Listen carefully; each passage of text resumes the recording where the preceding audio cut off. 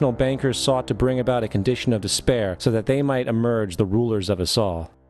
Not surprisingly, and after 2 previous assassination attempts, McFadden was poisoned at a banquet before he could push for the impeachment.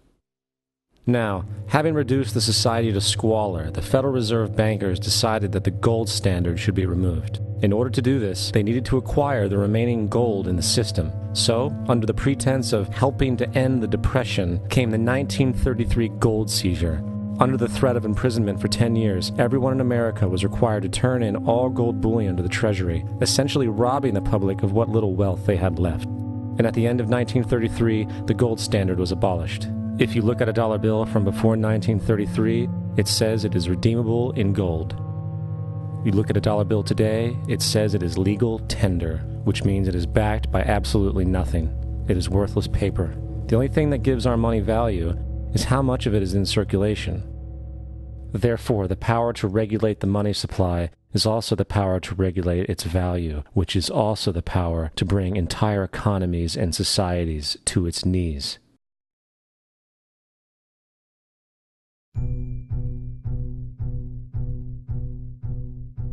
It's important to clearly understand the Federal Reserve is a private corporation. It is about as Federal Express. It makes its own policies and is under virtually no regulation by the U.S. government. It is a private bank that loans all the currency at interest to the government, completely consistent with the fraudulent central banking model that the country sought to escape from when it declared independence in the American Revolutionary War. Now, going back to 1913, the Federal Reserve Act was not the only unconstitutional bill pushed through Congress. They also pushed the federal income tax.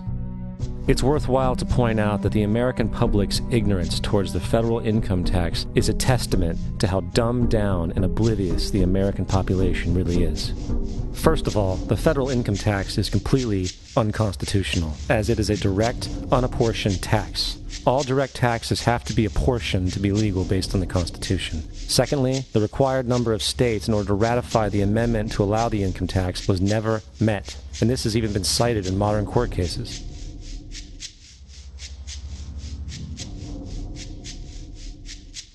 Third, at the present day, roughly 25% of the average worker's income is taken via this tax. And guess where that money goes? It goes to pay the interest on the currency being produced by the fraudulent Federal Reserve Bank, a system that does not have to exist at all. The money you make working almost 3 months out of the year goes almost literally into the pockets of the international bankers who own the private Federal Reserve Bank. And fourth, even with the fraudulent government claim as to the legality of the income tax, there is literally no statute, no law in existence that requires you to pay this tax, period. I really expected that, of course, there's a law that you can point to in the law book, the code, that requires you to file a tax return. Of course there is.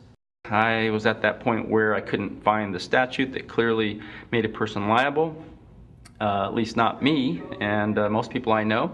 And I had no choice in my mind except to resign. Based on the research that I did throughout the year 2000 and that I'm still doing, I have not found that law. I've asked Congress, we've asked a lot of people in the IRS commissioners, helpers. They can't answer, because if they answer, the American people are going to know that this whole thing is a fraud. I haven't filed an federal income tax return since I left. I have not filed a tax return since 1999. The income tax is nothing less than the enslavement of the entire country.